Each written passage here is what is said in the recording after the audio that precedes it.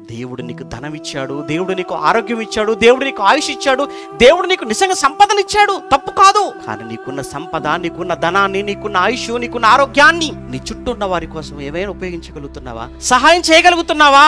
దేవుడు అదేనండి కోరుకుంటాడు. దేవుడు స్వయంగా వచ్చి చేతులు చాచి అడుక్కోడాయన. ఆయన మాట ఏంటో తెలుసా? అల్పులైన ఈ నా సహోదరులలో ఒకనికి మీరు చేస్తే నాకు చేసినట్టు. మీరు ఎవరికైనా సహాయం చేస్తున్నారా? కానీ దేవుడు అన్నాడు, ఒరే నాకు చేయవలసిన పని లేదురా, నా పనిలో నా కొరకు బ్రతుకుతున్న వారు ఎవరు అవసరములో ఉన్నారో, ఎవరు రోగంతో ఉన్నారో, ఎవరు ప్రమాదంలో ఉన్నారో వారికి మీరు చేయండి. వారికి మీరు చేస్తే అది నాకు చేసినట్టుగా భావిస్తా నేను. అందరూ మనకే ఇవ్వాలి, మనకే చెయ్యాలి అనుకుంటాము తప్ప మనం ఎవరికైనా చేద్దాం, మనకున్న దానిలో మనం సహాయం చేద్దాం అన్న మనసుకి ఎప్పుడు రావాలి? ఆ ధనవంతుడు వాడు బాగా సుఖపడ్డాడు తప్ప ఎదుటి వారి సంతోషం కోసం ఏమైనా ఆలోచించాడా? ఏమీ ఆలోచించలేదు. కళ్ళ ముందు కనబడుతున్నాడు లాజరు, కనికరించలేదు లాజరును.